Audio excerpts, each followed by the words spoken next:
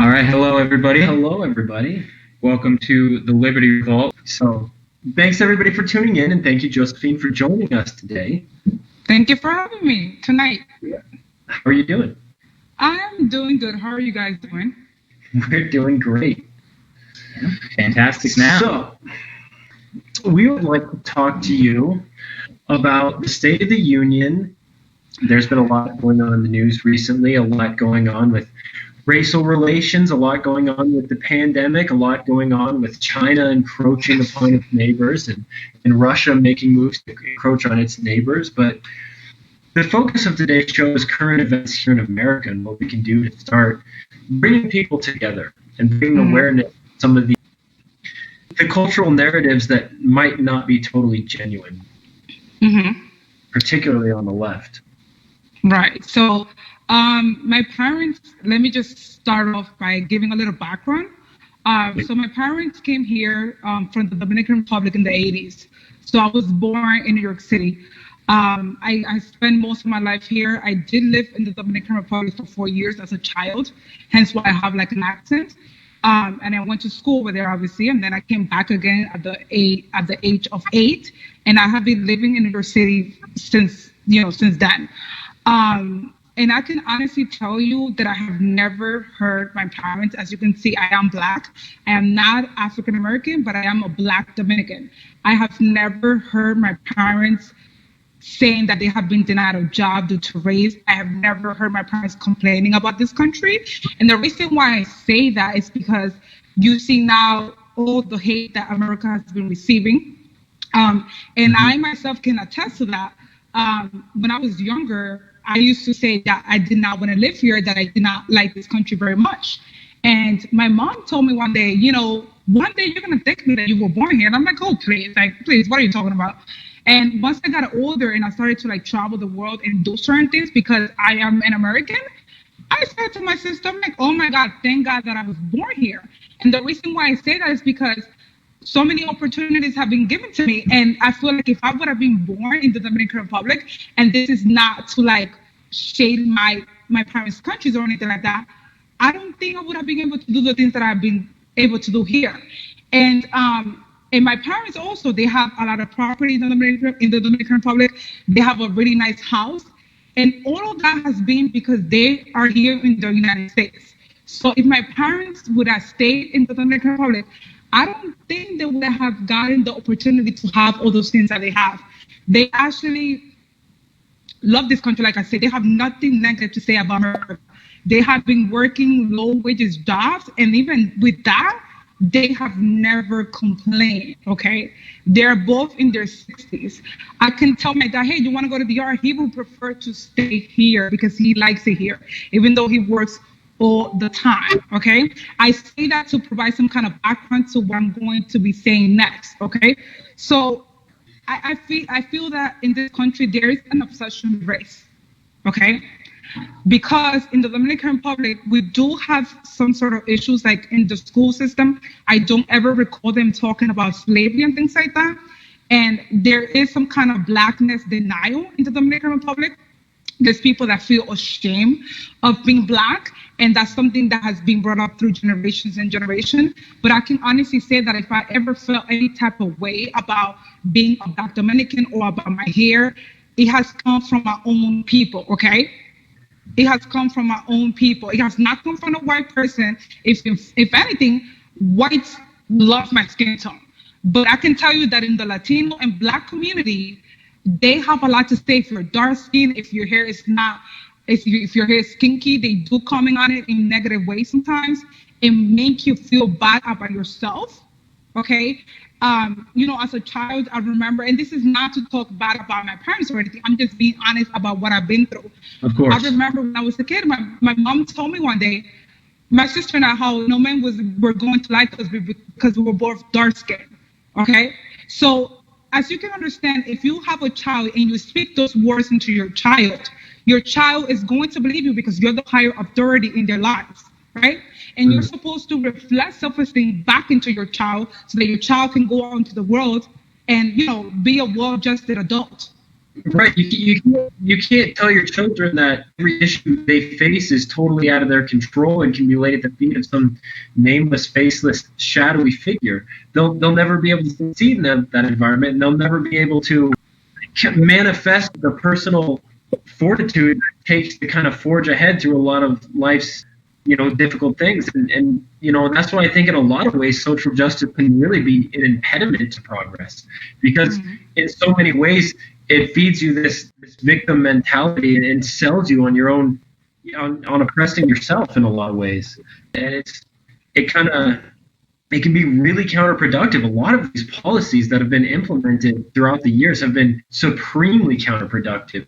And it's really not fair that somehow that gets glazed over. I think a lot of what particularly the left has done is make race a primary issue because it's a way of distracting from their own failures. Almost all struggling inner cities have been dominated by Democratic local politicians for 50 to 85 years. And when you look at the root causes of poverty, which are single motherhood, lack of good education, a lack of community investment, which is directly correlated with crime rates, because nobody's going to invest in a community where the crime rate is higher than that of a third world country. Nobody wants to open up a business there. Nobody wants to put their money in a place like that, especially if every 4 or 5 years there might be some kind of riot or uprising where your store is likely to be looted and burned to the ground. I mean, what we need is safe communities, and for this country to be healthy, for this country to be wealthy, we can't have pockets of poverty. We can't have pockets of people who are not receiving the education, receiving the opportunity to make something of themselves. In order for this country to really truly be rich, everybody needs to be rich. Everybody needs to have the opportunity to live up to their fullest potential. I agree. But the thing is that, okay, so in our community, this is what happened. Education is not seen as something that's cool. Being a rapper or an athlete is the cool thing to be. Oh, so if you aspire to like be a scientist, people most likely than not, they're not going to back you up. They're going to look at you like you're crazy. Why? Because that is not what people expect from our communities. Now, if you decide to be a rapper, people will easier support you for that than for you wanting to become a scientist. If you're into books, people call you a nerd. They make fun of you. If you speak proper English, people make fun of you. Even in Spanish, people tell you, oh, you think you're rich, you think you're trying to be rich. In the Black community, they tell you think you're white, okay? I remember at my job one time, I had a coworker that she told me, oh, the way that you act, it seems like all you do is just stay home and read books. And then next thing you know, she's asking me to write her letters so that she can get food stamps. So you're mocking, this is a true story. So you're mocking. I believe it. I completely believe it. She's mocking how I speak. She's basically trying to make fun of me, trying to say like I don't have a life. She wanted to see what kind of music I listen to see if I listen to rap music. I mean, what does that have to do with my job here? Why are you worried about that? And then you want to use me to write a letter for you because I'm a good writer. So there's other issues in our communities. Education is definitely they don't value education. I'm sorry to say, but it is true. I'm not saying that is everyone, but it's not seen as a cool thing to do. So my issue is that we need to take some kind of accountability. I feel as though we cannot continue to talk about slavery all the time because we have moved past that. There are issues in our community, like you said, the lack of fathers, the lack of family support, the family unit. It's barely there.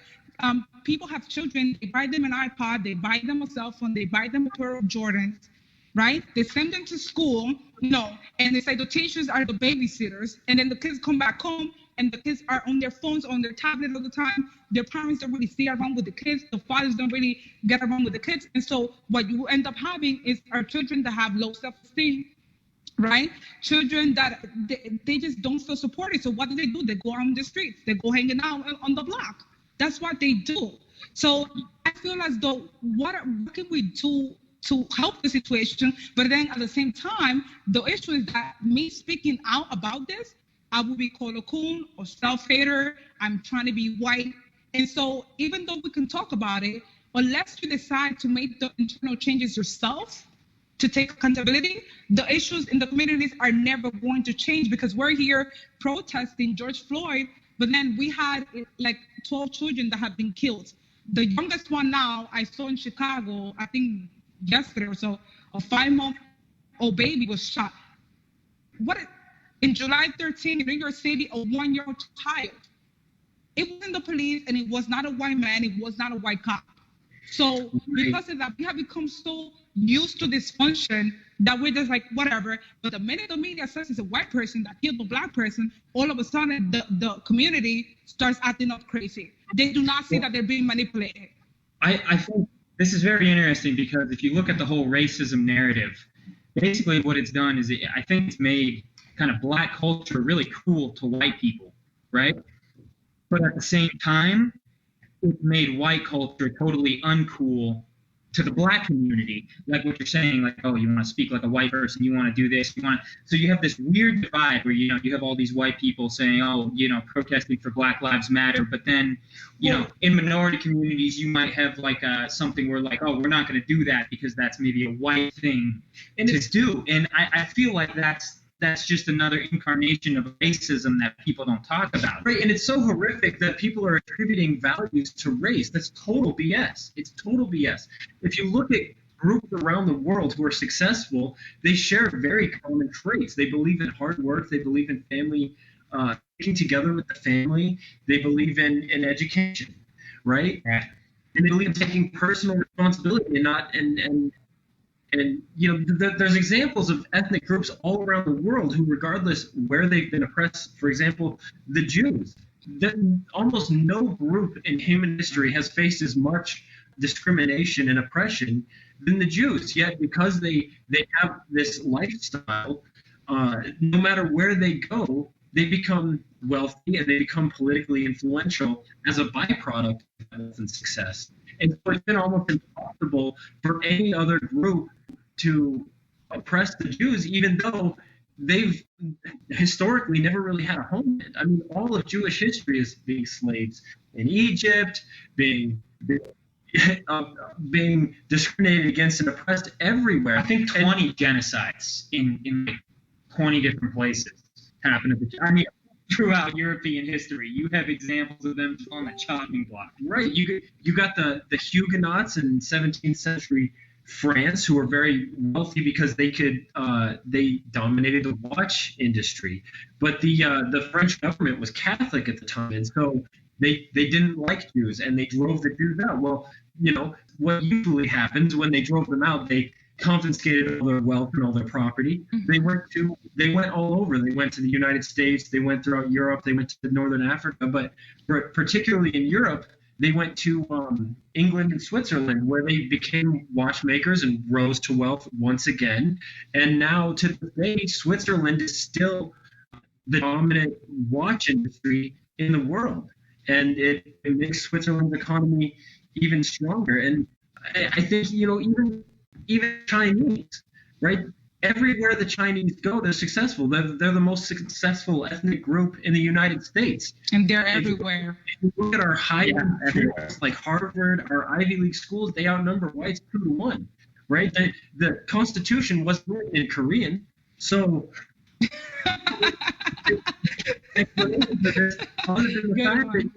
You look at Chinese values. So my wife is Chinese. My whole family's Chinese, and I see it firsthand. They care so much about education, and they don't believe in divorce. They don't abandon their families no matter what, because there's not really a social safety net in China.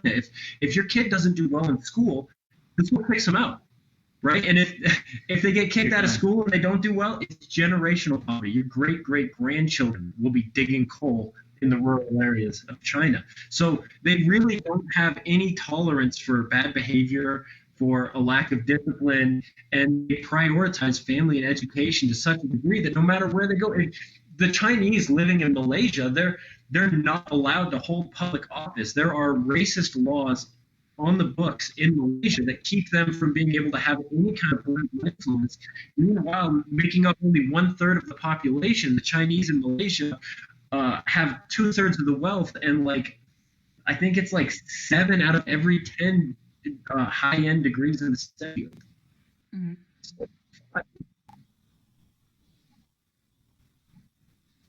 We were just watching Thomas Sowell. I love Thomas Sowell. Like,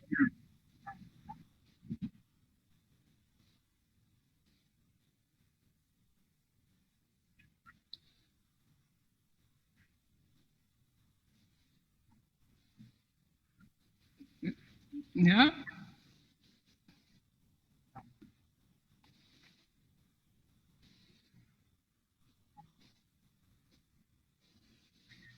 Yeah, me too. it really comes down to, I think, what we're saying here to kind of tie it all together is a cultural thing. Is that there's a certain, whatever the culture prizes and values is sort of what's pushed through the narrative to the people. And when you try to break away from that cultural narrative, then you're kind of spurned by the community, which is why it's so hard. It's like crabs in a bucket. Like, you say I want to go be a scientist, and people in the neighborhood like, nah, come back, be a rapper. Yes, and then if you leave the neighborhood, all of a sudden, oh, she thinks she's better, or he thinks he's better. And then if you're trying to come back to the neighborhood, guess what? They might try to rob you or set you up. Right.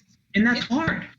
Like, to split off from your community and your friends that you've grown up with forever, even though you have these problems. It's like, I have some friends who, are just total losers these days. I hate to say it, just drink all the time and stuff, but I still love these guys. You want to go back to these people, you don't want to split off from your culture, from your upbringing. It's hard.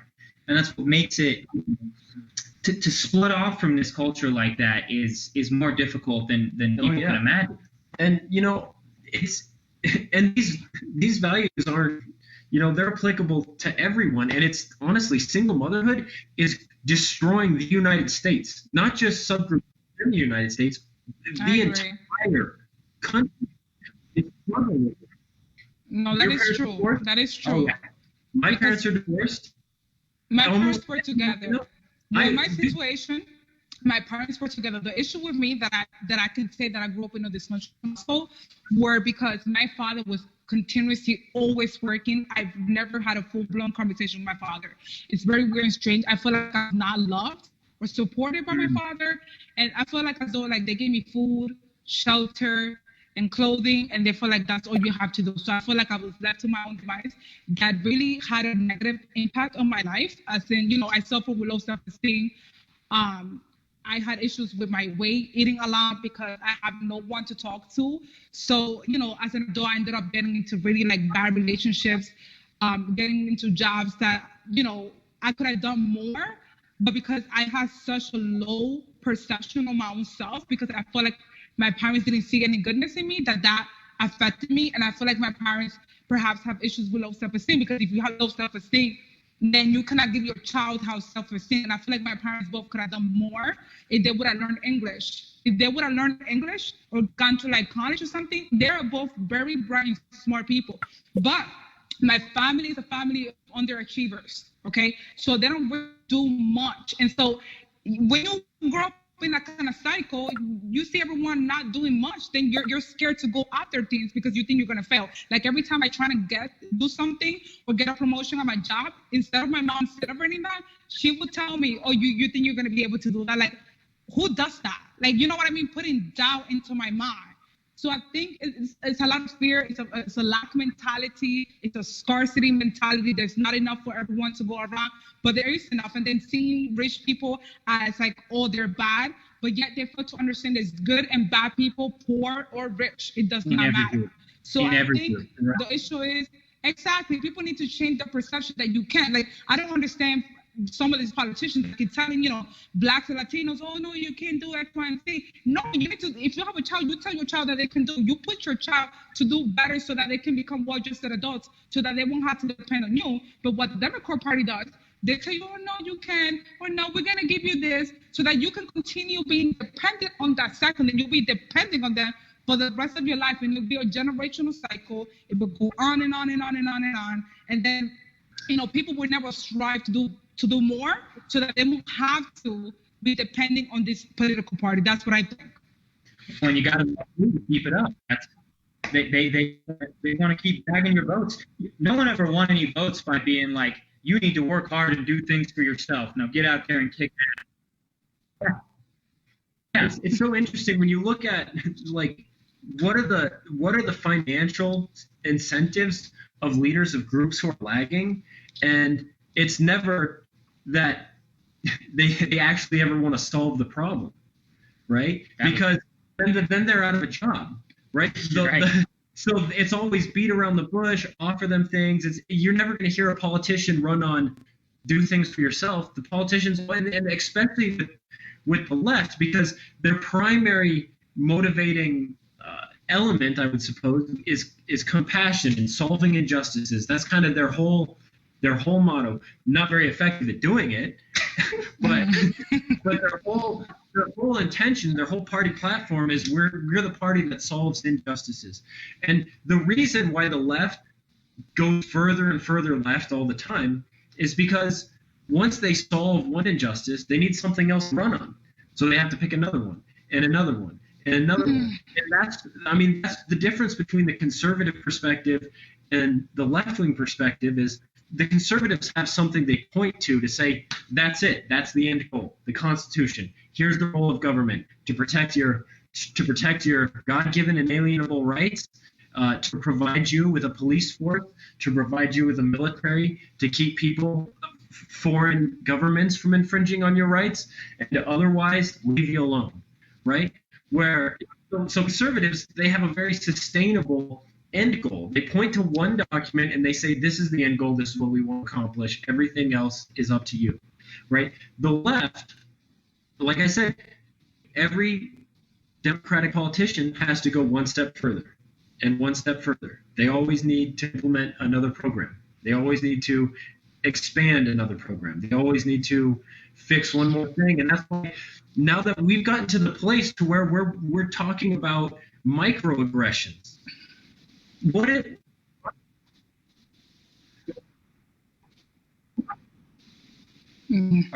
and they keep moving the goalposts, I think is what it is, because when you run on a successful policy, it's just like a corporation that creates a problem so they can market you the solution. Oh, that kind of seems like what the Democratic Party does, is they're like, okay, we're going to kind of galvanize and embolden these leaders of certain movements. We're going to give them a microphone, tell them to say this is a huge problem, and we're going to come in as a political party and say we're going to solve it.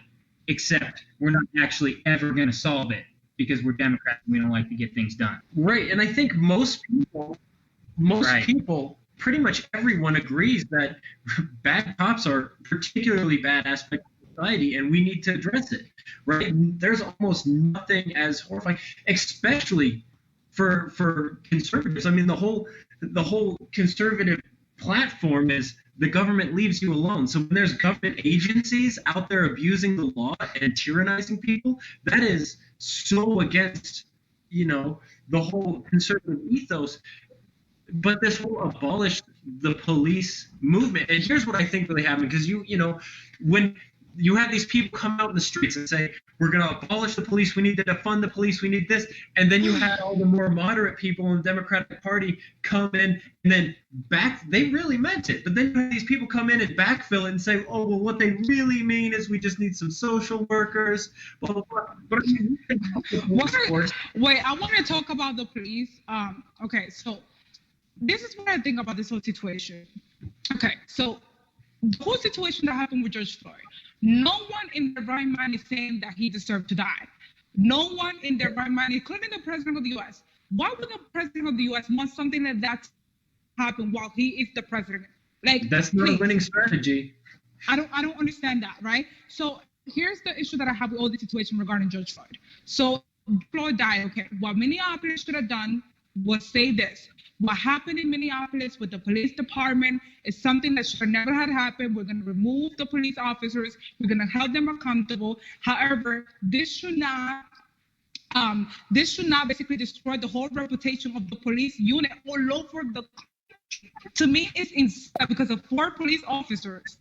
This is a huge issue. And I think that if the police officer would have been black, this would have never made it to the mainstream media. So people do not see how they're manipulated, right? So then we do all of this. George Floyd gets like 5 to 10 funerals. People were dying of corona in the hospital, dying of different things. They were not allowed to see their family members or even have a funeral. How do people not see the hypocrisy? How? How do people not see that they're being manipulated? I think they do. I don't understand that. I think they see it and they don't want to talk about it because it's not convenient to their narrative. When you say no, small businesses, you need to stay close, but you million people marching in Houston shoulder to shoulder, that's fine because it's needed for some kind of justice reform. It's like, if we're going to have a legitimate, reasonable conversation about this, we need to put all the facts on the table, say what is okay for what reason, and not just, put blinders on and say, oh, this is okay because it's for justice. I mean, hypocrisy in any form is going to delegitimize your movement. Okay, and what are the actual? Right. What is this movement actually accomplishing? From what I can see, it's making racial tensions worse. It is, It's absolutely. making America weaker. And it's not helping any of the communities that it claims to be helping. I mean, the Ferguson effect is legit. Even Comey, the Democrat who's at the head of the FBI, said that the Ferguson effect is real and explained what that is. Every time these protests erupt and this anti-police narrative comes to the forefront of the national conversation, the police withdraw from proactively policing communities, these communities that have significantly higher crime rates than any other community, and the police withdraw and the crime rate goes up drastically, something like 90% within the first month and like 140%. And it's going up now in New York City. It's going up now in New York City. And also, I just want to talk really quickly. During the riots and protests, like 7 other black people were killed during the whole thing. Nobody talks about that. They forgot about that. How much? 60. There you go. There you go. So I don't understand. Okay, so this is what I think police brutality, and I'm gonna say it, and I have said it, and I have been open about it on my page because at this point, I'm sorry, people are gonna have to deal with the truth, whether they get offended or not. Police brutality is not a problem in America. It's not a problem in America. I'm not saying that those police officers should not pay. They obviously, I don't care who you are. If you commit a crime, you need to pay. Okay? But police brutality is not an issue in America. Don't tell me that when the numbers do not lie. We have lost 11 children. 11 children have been killed so far. Nobody's going crazy. But because of George Floyd, we're destroying the communities, and then we make up excuses. Oh, those stores have insurance. Those are the excuses some people have made. The stores have insurance. It's okay to... No, seriously. I've seen people say that. So the numbers, if we keep adding up the numbers from New York City, Chicago, Detroit, Baltimore. Right. More people have died in the last couple months from the rise of violent crime than cops have killed in years. Thank you. Because I don't understand. So what I'm trying to tell people, and how to debate with somebody, I try to tell them, listen, police officers, every time they get out of their house, that's a walking death sentence. Who thanks the police for the things that they do, right? And I said to the person, are you sure that this is a racial issue, or is it an abuse of power kind of problem? Because if you're also, do you understand what I'm saying? Because every time, go ahead. Sorry. Because every time there's an issue with a black and white person, I cannot be like, oh, well, they're just being racist. What if the person is just a bad person? What if the person is just mentally ill? What if the person is just a shitty individual? Do you understand where I'm coming from? Because I have had issues with people that look like me, so that means they're anti-black, that they're a self-hater. Well, honestly, look at the cops in the George Floyd case, right? Okay, you have one white guy, the guy with his knee on his neck, and then you have an Asian guy, and then you have a black guy, and then you have the other white guy who was saying, hey, maybe we should not do this, right? So even narrative within this case is a little bit screwed up, and I think people don't want to talk about it. But studies have shown that if you were a cop, if I was a cop, if normal people were cops, that they would all almost certainly unilaterally act the same way. And it's a power abuse thing. And this is why you say police brutality is not as much of an issue in the U.S. And that's because we have a system which de-incentivizes that. Whereas in Mexico, my buddies drove to Mexico not long ago. I was talking about this with you earlier. And they got shaken down by the police. The police pulled them over, kicked their ass, took all their stuff, left their car in a ditch, and then went on their way. So, the fact that we don't even look at the system and say, hey, at least we have something that's worth holding up, or that maybe we can legitimize as, at least we're not as corrupt as almost every other country in the world with this stuff. Goes to show that people are really dissonant about these issues. They don't want to look at the good things. They only want to drive the terrible stuff that happens because they have an agenda. Right. And then, I mean, we can even look at New York, where, Josephine, you live. In New York, the police force, and this tends to be the trend all around the country, including the southern border, right? Including Border Patrol agents, right? The demographics of the police force typically match the demographics of the city. Mm-hmm. Because those are the people in the city, right? And yes. I mean, if we just look at the numbers behind this narrative, police are out tyrannizing people, that police are hunting people down and abusing their power. If we look at the numbers, it just doesn't make sense. For example, a cop is 18.5 times more likely to be shot than a black man is to be shot by a police officer. So if anything, police are martyring themselves to try to make a difference in these communities, right? But nobody mentions that. Nobody mentions the fact that every year hundreds and hundreds of police are dying trying to stop crime, and that every time the police withdraw from the communities, the crime rate goes up so drastically. And another thing, if education is the number one way for people to improve their socioeconomic status, well, what happens when we have these riots? What happens to the schools are funded by property tax, right? What happens when you burn down a city? The property values go. What happens when the violent crime rate goes up? The property values go down. These riots are literally robbing the schools of their funding. Literally. Yes, I agree with that. If we look at the history of fascist countries and when fascism was on the rise in Europe, in Sweden and Norway, the right was agitating. Fascists were agitating, saying, hey, leftists, come fight us in the streets. And Sweden and Norway basically said, no, we will peacefully protest and we will get our way.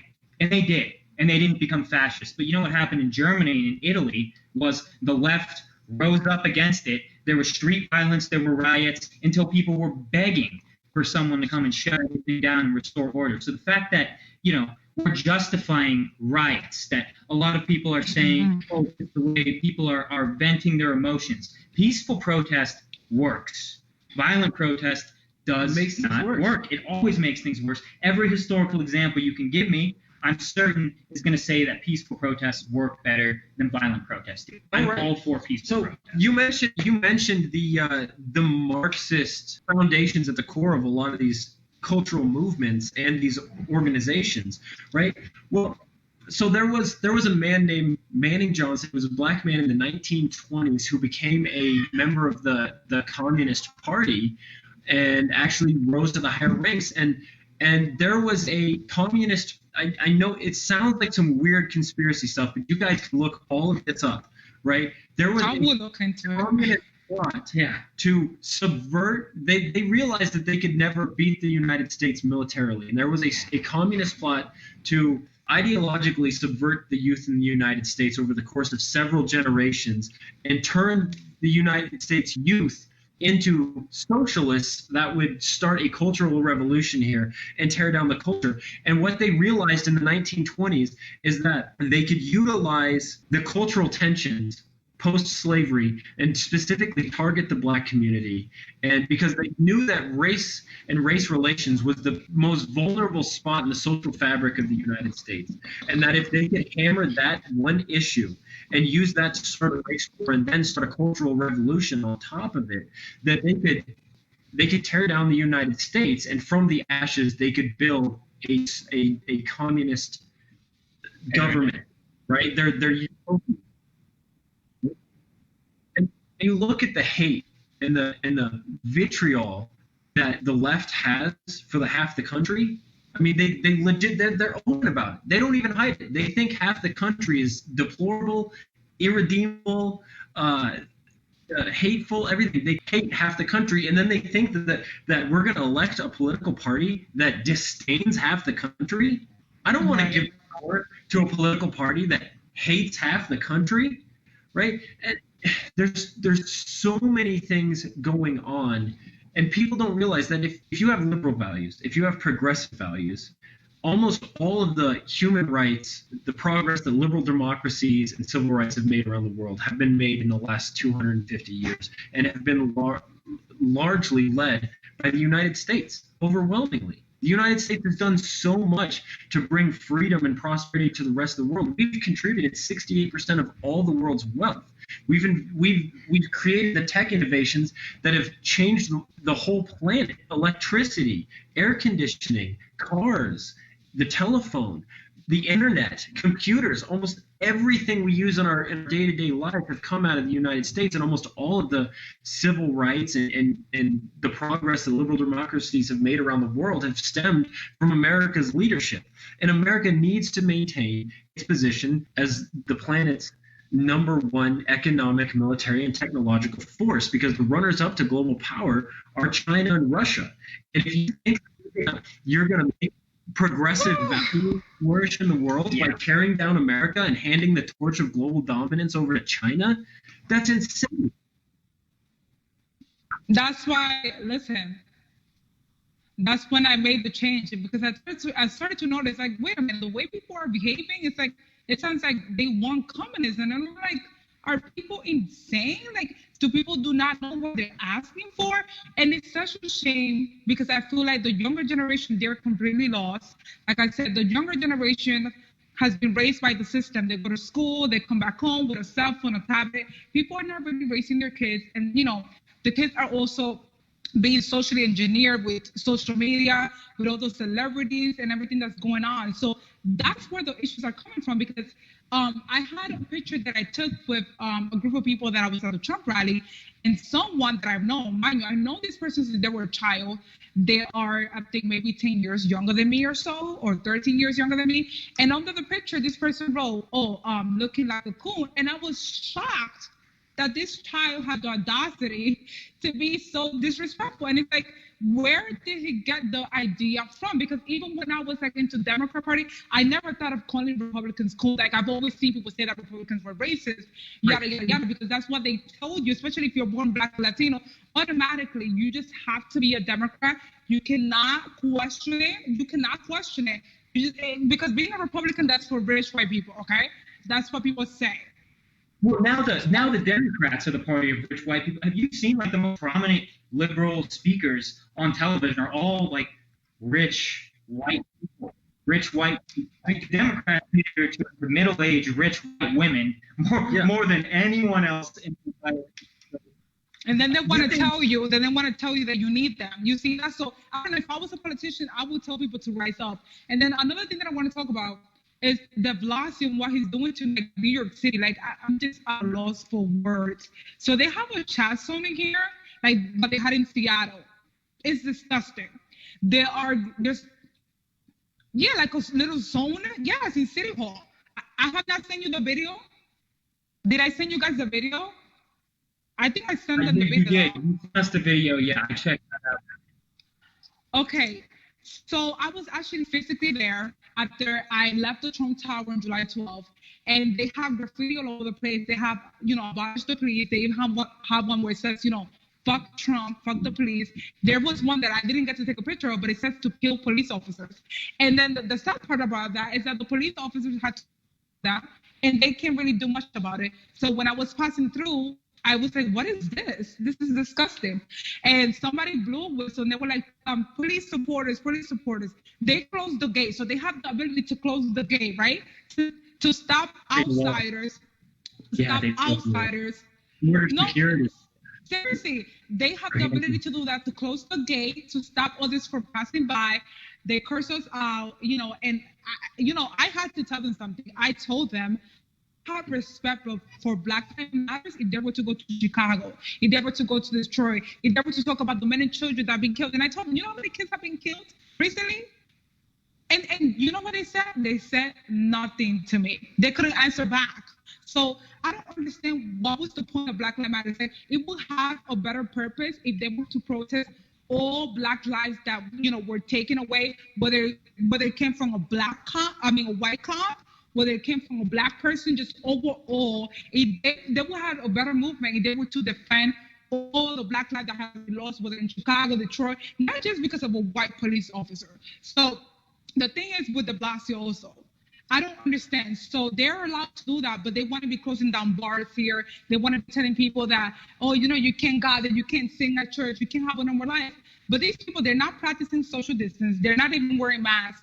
They have bikes, and I don't even know who's giving them money because obviously they're not working. They live there. They have little tents. Donated a couple million. George Soros has donated some money. Of course. And the fundraising is so interesting. People wonder why are these Democratic politicians just letting this go on and on and on? They're trying to milk every dollar they can get out of it because the Black Lives Matter organization just shovels money towards Democratic politicians. I've seen that. That's how they're going to implement socialism because the libertarian conservatives aren't going for the whole socialism thing, and they're Marxists. Their leaders came out and said openly, "We are trained Marxists. We are Saul Alinsky'ites." It's on their website too. They talk about destroy. No, it is there. It says their mission is to destroy the nuclear family. That's what they say, and to support and promote the queer agenda and Black Lives Matter. What's the queer? Yeah. Okay, but that doesn't mean you have to destroy the family. How are you going to say that Black Lives Matter? Meanwhile, your primary objective is to implement socialism, which has brought people to poverty and death and camps all over the world, everywhere. It's nowhere has it led to good things. I mean, people like to point to Denmark, Finland, this and the other. There's no minimum wage there, right? They're not a socialist country. Their corporate tax rate's lower than ours. It's their income tax. And another thing, those countries that they tout as better than the United States only exist under the umbrella of American strength, right? The day that America's military is not protecting them from example, World War II, they would be speaking German if it wasn't for the United States. And today, Russia would invade Europe so quickly if the United States wasn't there holding that front and detouring these communist regimes from expanding. They have expansionist goals. They want to conquer territories, right?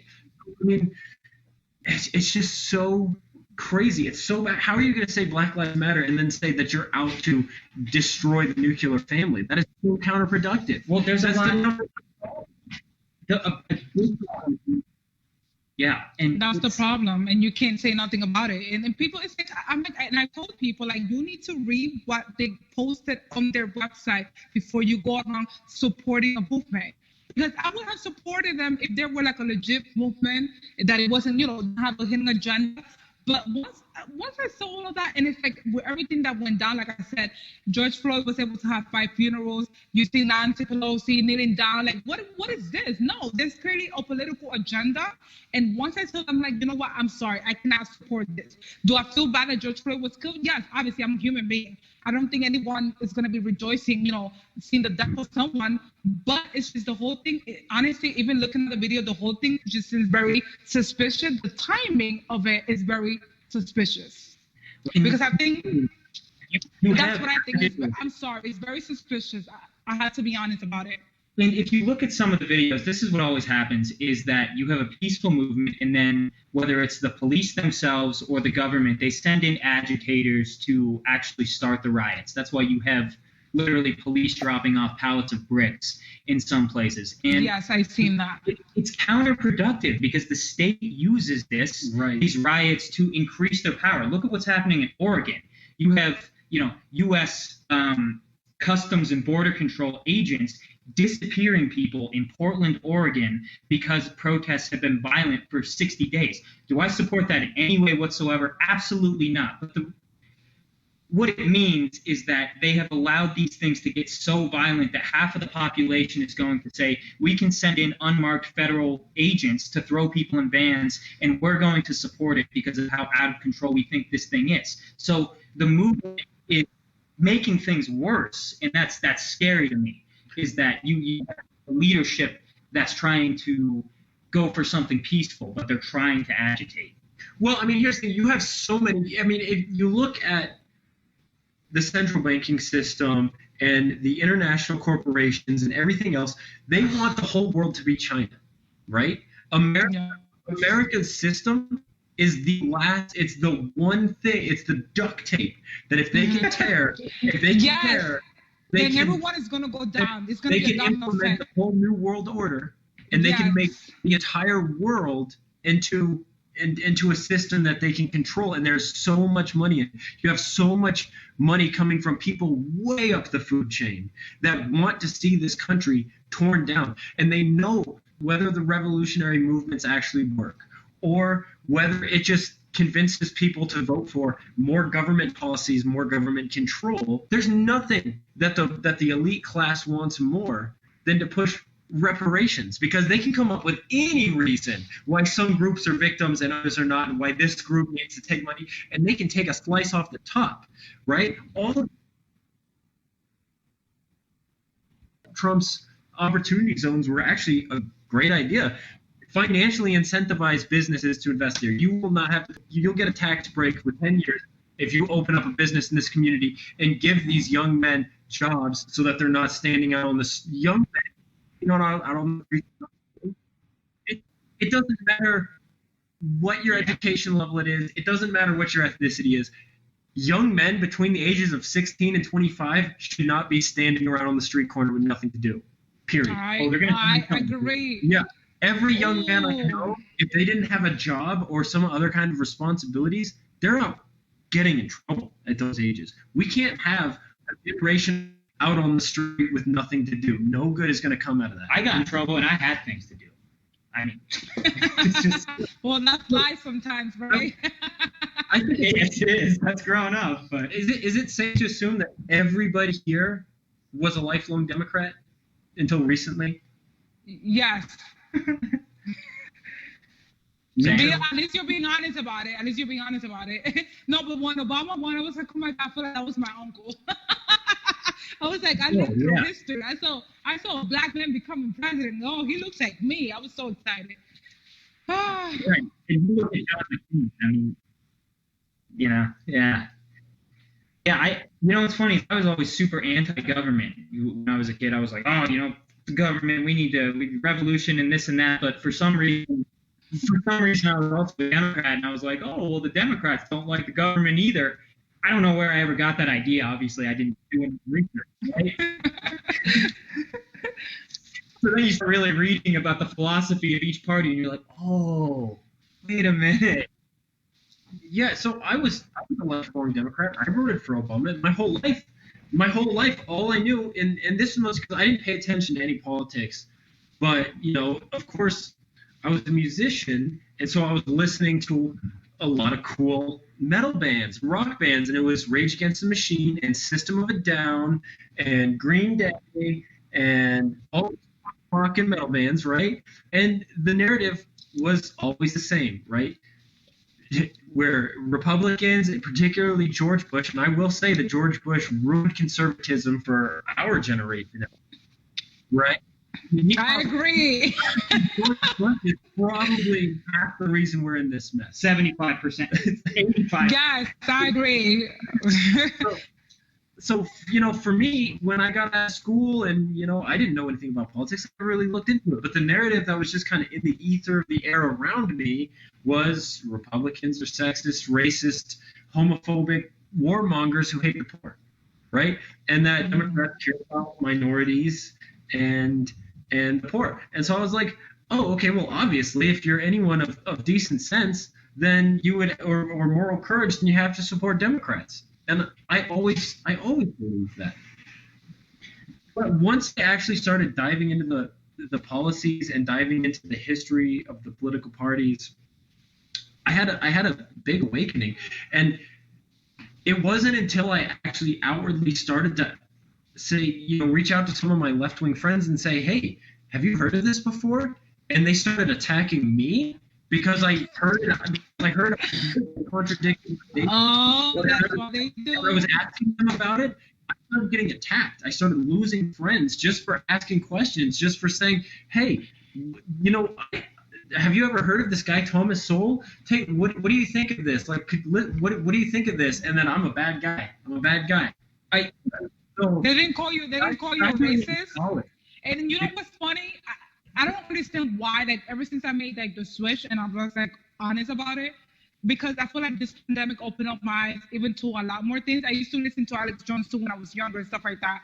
And what's his name? William Cooper with the book Behold the Pale Horse and all of that. But it's like once I made the switch, all of a sudden people act funny with me, like and I can sense it, okay? And then the thing is that if I was to say that I'm a Democrat, there would be no problem. Like if I had any Republican friends, they wouldn't even care. But the minute you make the switch, people start looking at you funny. All of a sudden, you're trying to be white. Who do you think you are? It's like they call you a coon. I was called a coconut. It's to me, it's crazy. And well, yeah, you sent me those messages, the coconut messages. Yes. They're like, oh, so no matter what you do. Like Oreo, right? That's black on the outside, white on the inside. So stupid. I guess the coconut is because the Caribbean, meaning that I'm Dominican. Yeah. That's what it is. That's what it is. Of course, I've been called a coon. Yeah, they call me that. They call me an egg because they said, "Oh, you're white on the outside but yellow on the inside," and that was the Asian thing. Hilarious. And I feel like, okay, so let's say you're debating, they have nothing else to say, like, but that, or sometimes they'll bring up the kids in cages, and I'm like, but that wasn't even Trump, that was Obama. Like, what are you talking about? And then when you talk about, what was it? Oh, I lost my train of thought. It was something else that they keep saying Trump, and I was like, but that wasn't even Trump. Like, what are you talking? That's the first thing that they use on me. It's like, oh, how do you feel about your people being in cages? And I was like, but that was started with Obama. So, I think, yeah. Okay. I mean, but we've been on for like an hour. Okay.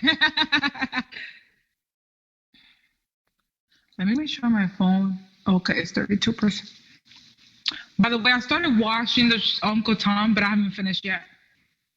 So far, yes. I've only been in 9 minutes, but I really enjoyed it.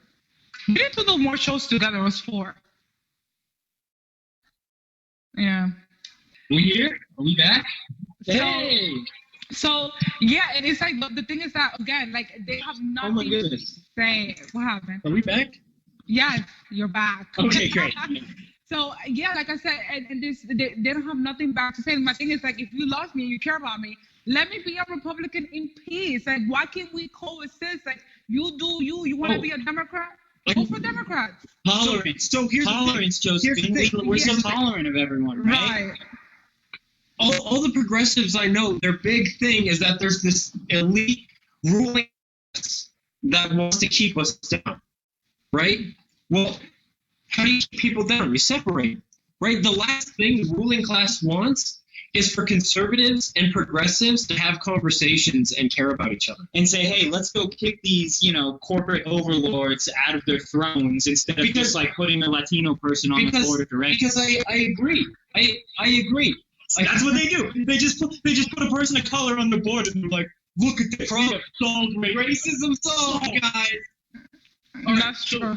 I want to play something for you guys and get your thoughts.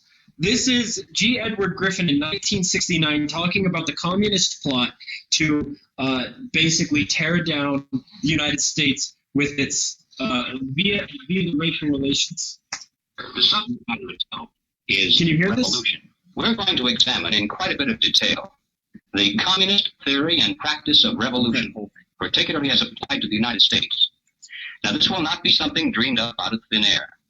This will be the strategy as taught by them and advocated by them in their own manuals, in their textbooks, and in their schools. The communist program for revolution in America is divided into 2 phases, violent and nonviolent. But the strategy for violent revolution calls for chaos, anarchy, mass confusion and panic among the people, a crisis in government, and then, out of the vacuum, the sudden seizure of power by communist-led guerrilla bands. The nonviolent phase of revolution actually is more important to the communists and more potentially dangerous to us. Now, the strategy for this phase calls for the gradual transition of our government into a communist regime, done peacefully and legally, but under the banner of socialism. Now, a good place to begin is with this communist booklet entitled On the Nature of Revolution, the Marxist Theory of Social Change. It was written by Herbert Aptheker, one of the leading theoreticians of the Communist Party in this country. And on page 11, Aptheker says, the equating of violence with the nature and process of revolution is not correct. Violence may or may not appear in such a process, and its presence or absence is not a determining feature of the definition. Now, this comes as quite a surprise to many of us because for years we've been used to thinking of communist revolutions only as those which involve the overthrow of governments by force and violence. Now, that entire phrase has been written and spoken so often as a single concept that many of us haven't even considered the possibility that the communists might have another approach to their goal, that they might overthrow the government without force and violence, that they might, in fact, plan to come to power through means that properly could be called peace and politics. But they also refer to it as the socialist revolution, but here again, they all add up to the same thing. In other words, simply stated, we're living in an era of two kinds of revolution, one violent and the other nonviolent. Well, in order to relate this general concept of two kinds of revolution to the specific application here in the United States, it'll be necessary for us to examine rather closely the communist position on what they describe as the Negro question. Now, basically summarized, the communist position on the Negro question is as follows. As early as 1928, the communists declared that the racial differences among our people constituted the weakest and most vulnerable point in our social fabric. By constantly probing and straining at this one spot, they calculated that eventually the cloth could be torn apart and that Americans could be divided, weakened, and perhaps even set against each other in open combat. They said in no unmistakable terms that the Negro people, because of their secondary social status and their predominant working class composition, offered greater revolutionary possibilities than any other cross-section of the population. To develop these possibilities, the communists proclaimed that the American Negro constituted a separate nation within a nation, a colony within the continental borders of the United States. Holy crap. The people were said to be oppressed. I mean, Holy crap. Can you That's imagine exactly how long what's ago this happening was now. from? Oh my God, well, it's black and white, so that was a long time ago. Wow, it sounds exactly what is going on right now, and it's scary. Oh, And you know what? Let him continue, because he Oh, starts my talking goodness. about how they plan to implement gender theory, or excuse me, race theory and grievance peddlers into the universities. It gets Wow. wild. It feels like you're in the Twilight Zone. Colonialist, imperialist, racist America. Consequently, the Communist Party called for their liberation, their right to self-determination, to break away from the United States and to set up their own nation within our borders. Wow. To bring this about, of course, force and violence must be used. A war of national liberation must be fought. And the communists are not stupid. They realize that revolution of force and violence dependent upon a minority is doomed to ultimate failure, except in those areas where they actually do constitute a majority. But they aren't going to settle for just part of the United States. They want all of it. And so they made it clear long ago that their violent war of national liberation must be secondary to the nonviolent proletarian revolution. To take the United States, all of the United States, it'll be necessary, they say, to involve white people as well as black, to create a broad coalition, a revolutionary link between the civil rights movement, organized labor, peace groups, student dissidents, and in general, to escalate the revolution in America from race war to class war. It would be a major mistake to believe that there can be any other revolution in imperialist America than a proletarian revolution. Well, moving forward to the year 1935, we come to this communist booklet entitled The Negroes in a Soviet America, written by James Ford and James Allen. And then finally, over in the next page, there's another subheading entitled The Proletarian Revolution. And here we begin to get an idea finally of what this phase of the revolution is all about. It says, capitalism is decaying. It is an outworn system. Capitalism is based upon the private ownership of machines, factories, railroads, land, and all other means of production. Only one thing can do away with the basis for the existence of capitalism: the expropriation of the capitalists. And by the way, I'm sure you realize that everyone here, by communist definition at least, is a capitalist. So you should feel good to know that there are those who are planning your expropriation someday. Wow. In order to expropriate the capitalists, the workers first need to discard the existing government machinery and to institute a working class government. Under this new workers' government, the building of socialism begins. Well, 1935 is a long time ago. And sometimes we hear it said that the communists have since abandoned this concept. But ladies and gentlemen, they cannot abandon it for the simple reason that if they did so, they'd be abandoning the classic dual form of revolution dictated by Marxism-Leninism. They'd cease to be communists. To justify violence, they have to be able to claim that they're liberating people. And if people are to be liberated, then it's necessary to go through the motions, at least, of pretending that they have a right to form a nation of their own. And so the communist position on the Negro question today is no different than it was back in 1928. After having called for a separate nation, he then repeats the ever-important point that as important as the national liberation movement may be, it still must be secondary in importance to the nonviolent, peaceful transition to communism called the socialist revolution. But as far as the United States is concerned, you can be sure that it makes precious little difference. Both types of revolution are being used against us today. Both are enhanced by the presence of the other, and both lead to exactly the same destination. All right, let's move along now to the second conclusion. The strategy for violent revolution in America calls for chaos, anarchy, destruction, a crisis in government, mass confusion among the people, and then out of the vacuum, the sudden seizure of power by communist-led guerrilla bands. Now, this is the kind of activity, the overthrow of government by force and violence, that most people think of when they speak about communist revolutions. So there's no need to belabor the point. But I'm going to take just a moment to show the extent to which the communists actually are planning to use this kind of revolution against the United States. Now, this is not so well known. Now, here is a book that I think ought to be in every home library. It's entitled Color, Communism, and Common Sense by Manning Johnson. Now, as you can see from his photograph, Manning Johnson was a Negro, and he was also a member of the Communist Party. He joined the party as a young man because he honestly believed that the communists were trying to improve the conditions of his people. He was a dedicated communist, and eventually he rose to one of the highest ranks. He was appointed to the National Negro Commission of the Communist Party, USA.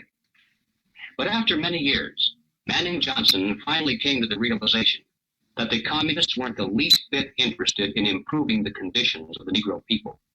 He discovered that instead they were merely planning to use his people, and these are his words, to use them as cannon fodder in a bloody revolution to destroy America.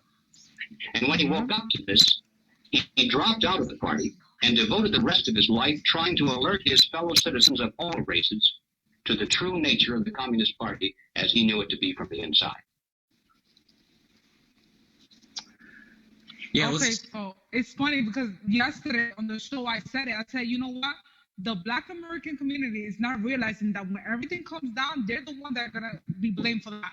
Because they're being used and they don't realize that they're being used. And I said that yesterday on the live show. So, wow. I'm in shock. Okay. Well, I mean, do you think that the Democrats, anyone who's trying to achieve a political position of power and influence, actually really cares about common people, actually really cares about the plight of Black Americans? I mean, you know, the fact that we think politicians are anything more than the talking points that are going to garner them votes shows that people misunderstand the nature of power. Mm-hmm.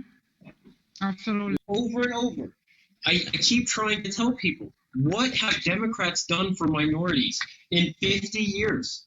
And before that, even before that. So Lyndon Johnson passed the Civil Rights Act, right? But behind closed doors, he was openly racist. He was saying, I mean, he was a Democrat from the South. right? I mean, he was a young man when the South was still the land of the KKK and Jim Crow, right? Which was the Democrat Party.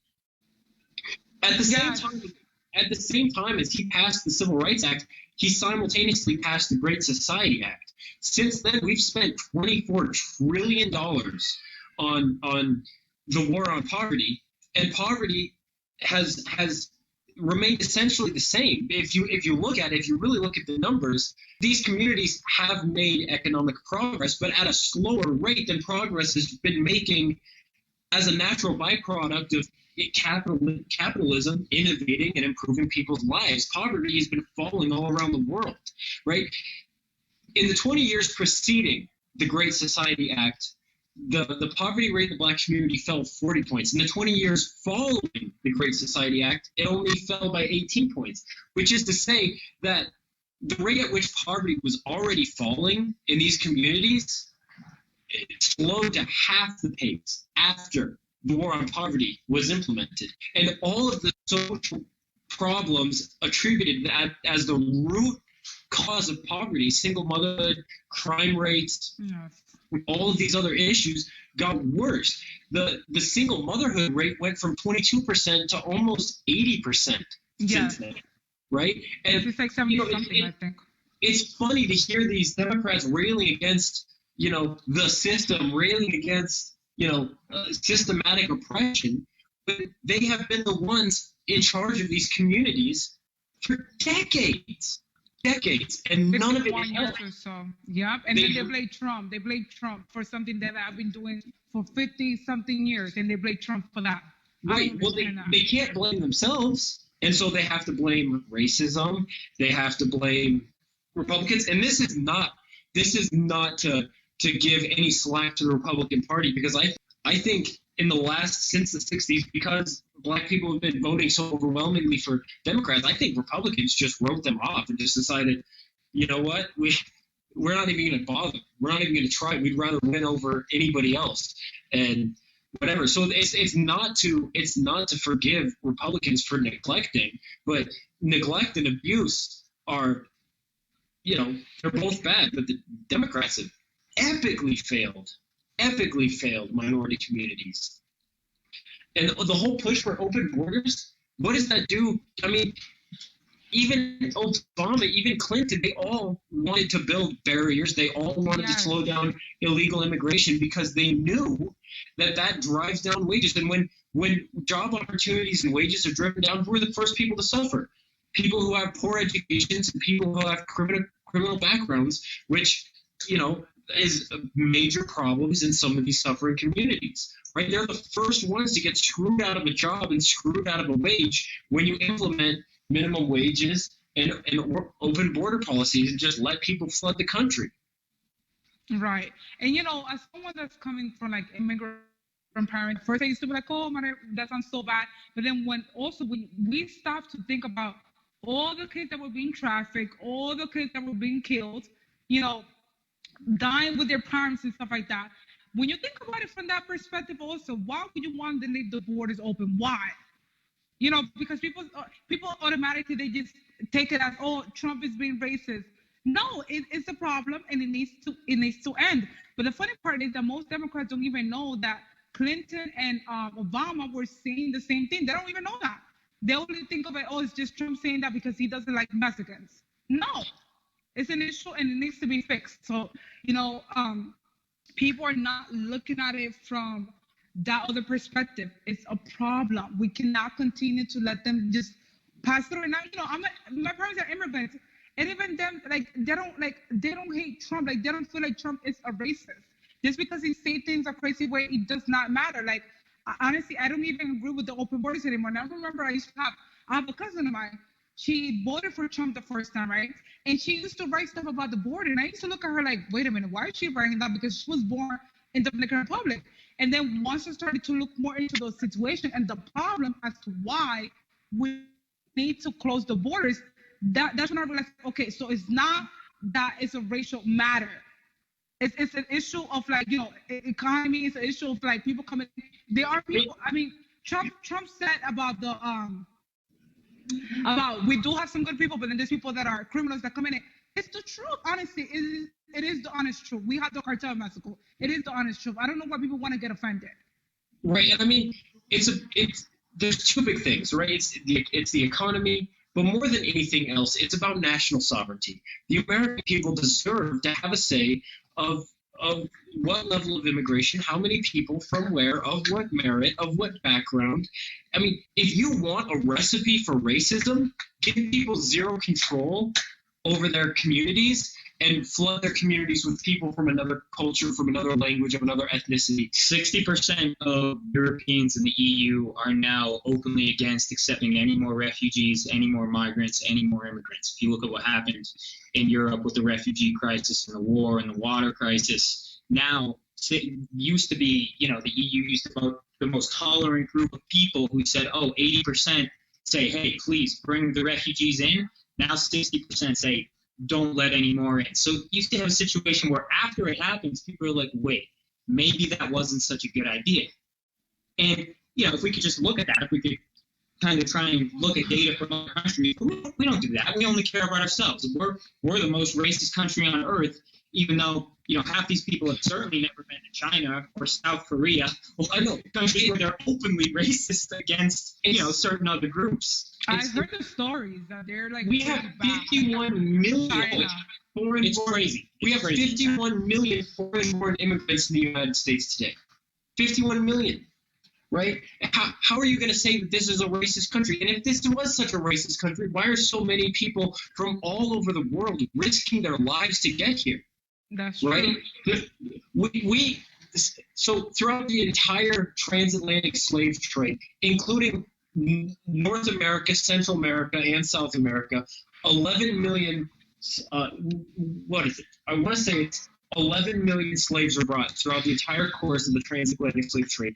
Only 450,000 were brought to North America. In the last 50 years, we've had 2 million people eagerly, willfully immigrate from Africa.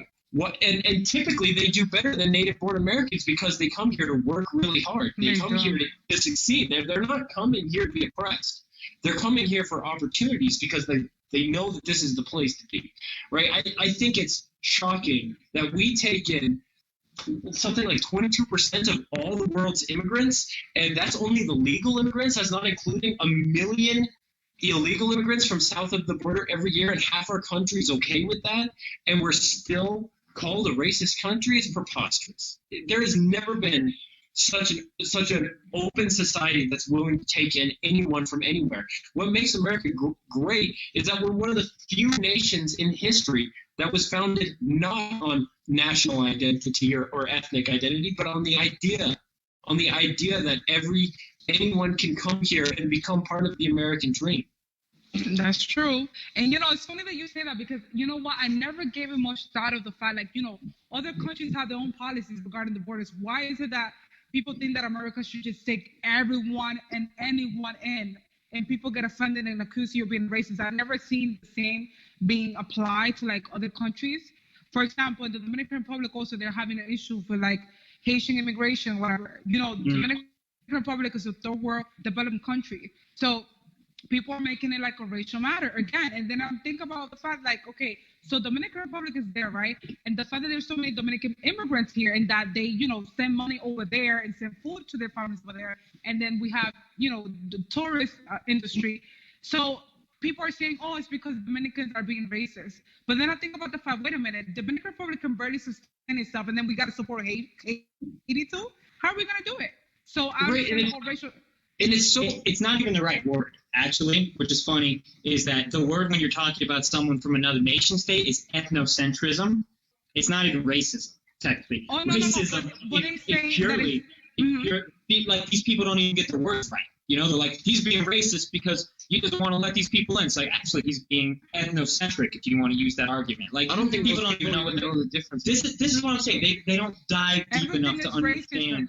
Everything is racism. And so, now that I think about it, I'm like, wait a minute, like, how do you expect Dominican Republic to take all the Haitians in when Dominican Republic has a lot of issues already, like, to begin with. And so that's the first thing that they say, that we're being racist. And I feel like, okay, well, if if Haiti was white and we would tell them no, then you wouldn't be able to call us, racist. I mean, Dominican Republic and Haiti, we have such a long history, but that's the first thing that they said, that we're being racist, and that basically, even here in America, they're saying that Dominican Republic should take in all the Haitians that come in illegally. There has been videos of Haitians like defecating on the floor, like killing people, raping people, and if I was to point it out as Dominican, they'll label me automatically or racist. We cannot have like how we're having this type of conversation, then we're being open and honest about it. It's not being racist because you guys are, white. It's not being racist because, or being a self-hater because I am black. We're being honest about it so that we can see how we can solve the problem. But I'm telling you, the first thing that they say is like they label Dominicans as racist. Like I read it online. All Dominicans are racist because they don't want to take Haitians in. But they don't realize we have a problem ourselves. We can't take Haiti in. I'm sorry, we can't. It's the shutdown of the argument. Basically, it's ad hominem. When you attack someone like this, when you say you're a racist, you're basically calling them a name. When you're calling them a name, you're defaming their character. When you're defaming someone's character in an argument, it means that your argument doesn't stand without this defamation. So if you can't make a good argument beyond calling someone a racist, what it means is that you shut down the argument. Well, the open borders people, the super lenient on immigration people, are the same people who want to implement government safety net programs, government programs for everybody. It's totally unsustainable. You cannot have a society that's redistributing wealth and have open borders or even lenient borders, because anyone who has any amount of wealth who can afford to leave is going to bail, because they know 1 million people coming in a year, all need help, all are poor, all are desperate, and they're just going to, how are we supposed to have free healthcare, free education, welfare benefits, all of these other safety nets that they want to provide people, which maybe could work, right? Maybe. But they absolutely could not work if we don't have operational control of our borders. Even Bernie Sanders used to say this. I liked Bernie Sanders a little bit before he embraced the identity politics. Everything is racist, woke skull kind of thing. I mean, I thought a lot of his economic he identified some of the right problems. Whether or not they would work in America, I think, is another issue. But, I mean, even he used to say, no, we have to have border control because we can't implement any of these ideas in any way that's efficient or sustainable and just let anyone come in and utilize them, because anyone who has money, and that's my problem with Bernie Sanders' economic programs in the first place, is when you have countries like China who have very, very low corporate taxes, no environmental regulations, no minimum wage, no workplace safety regulations, essentially no regulations, right? No child labor laws, anything like that, right? How are you going to tax a business at 90%, implement Green New Deal style regulations to where they have to spend more to make sure they're getting there from renewable sources and all these other things, paid family leave, paid sick days, paid vacation, minimum wages, labor laws, all these things, and expect that businesses are going to stick around and pay all of this when they can literally go to China, just south of the border to Mexico, go to China, go to anywhere else on the planet and accumulate wealth. That's why they're in business in the first place. They want to be rich. So, and people don't seem to realize that upping taxes doesn't automatically increase government revenue. It's been shown over and over and over that at some point, lowering taxes actually raises government revenue. The government can bring in more money by taxing less, because it's the difference between taxing one Walmart at 80% versus taxing 4 Walmarts at 40%.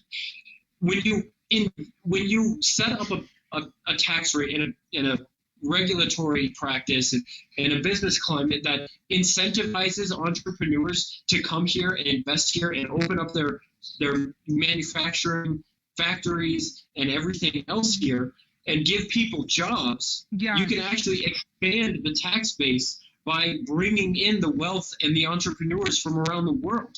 Why is China's economy growing twice as fast as the United States? Because everybody wants to go there because you can get rich.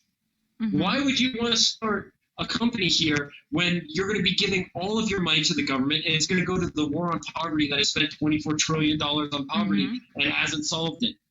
So, I mean, if Bernie Sanders could implement these policies on like a global level, and we could actually get our hands on some of these banks and some of these international corporations that are in many ways rigging the system against regular people, then that would be great. But if you're only going to do it within the confines of the United States and you're going to hand China the torch of global dominance, that's not very progressive.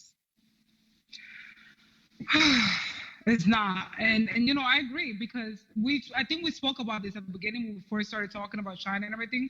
It is true. It is. I mean, China has like control pretty much everything. And I tell people, like, if I wanted to live in communism and stuff like that, I've moved to China. I don't want to live in a society like this. I really don't. It scares me for the future. You know, I have a 2-year-old niece. It scares me for what's going to happen with her future moving forward. I don't even have any children, but at this point, we're in 2020, everything that's going on. How are we going to get out of this mess? Do you think that by November, all of this is going to calm down, the racial stuff, or are they going to continue? Because honestly, I don't know. Honestly, to be honest, I'm a little scared. You know, Wait, I'm guys, a little scared. I hate to be the bearer of bad news, but I got to get out of here, actually. yeah, we should wrap up quick. Because, which is funny, because I have to go speak at my Chinese students' graduation speech. They're graduating middle school. And He's got a live stream and talk and see all the Chinese. So yeah, he was an English teacher in China. Oh, I was gonna say, do you speak Chinese or no? Like, yeah, I speak Chinese. oh, that's pretty cool. Oh, thank you. Yep. Pretty Yeah, cool. so when people ever tell me something like, "Oh, you don't know what's going on in China," I just speak Chinese at them, and they're like, "Oh, great." Yeah, Oh. my whole family's Chinese. My wife is Chinese. Half my family is Chinese. This is actually a picture from my Chinese wedding. Let me see. Oh, you never showed me that picture. Oh, okay. And Summer is sleeping, I suppose, by this time. I don't think she's asleep.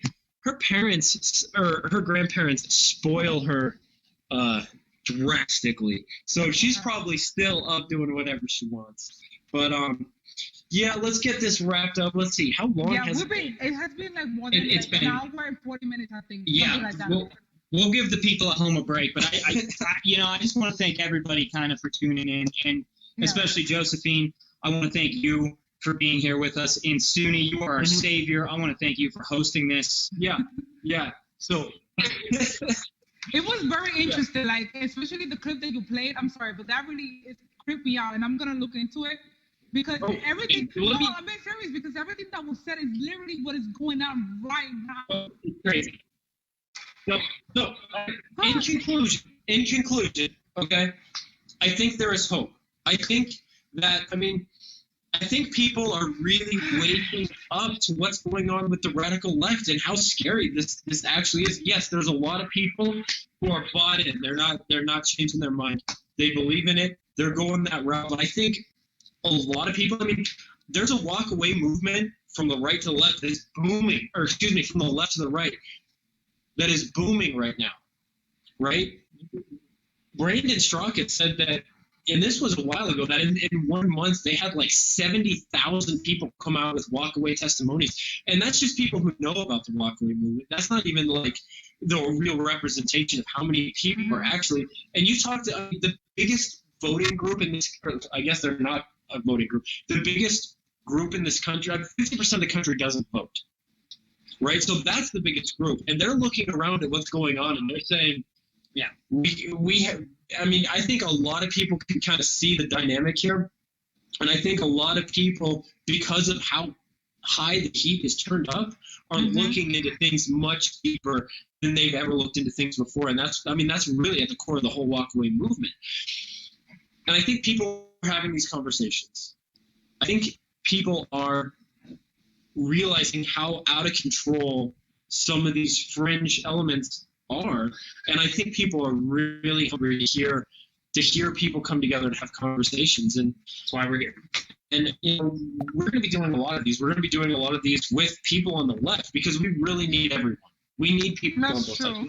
You should throughout have the course both of time, perspectives. throughout the course of time, we're going to need more progressive thinkers, and we're going to need more conservative thinkers. We need progressives pointing out discriminations and disparities, and we need conservatives digging their heels in and heeding the words of Edmund Burke and saying, hey, look at how the French Revolution turned out. Look at how the Soviet Revolution turned out. Look at how the Chinese Cultural Revolution turned out. Revolutions tend towards failure and more government tyranny. And I think people are coming together. I think people are having these conversations, and I think there's hope for America.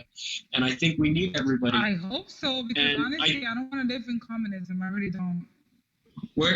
As long as we keep doing what we're doing, guys, I think America will never be a communist country. Okay, believe it. All right. Let's pray for that, because we need all the prayer we can get. Oh, all right. Well, it's been fantastic, and let's stay in contact. We'll have to talk again. Of course, we do. Sharik, I wish we could have seen you. Next time, right?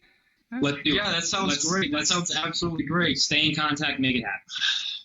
So, folks at home, look ahead for more. Take care of each other. Be nice to each other.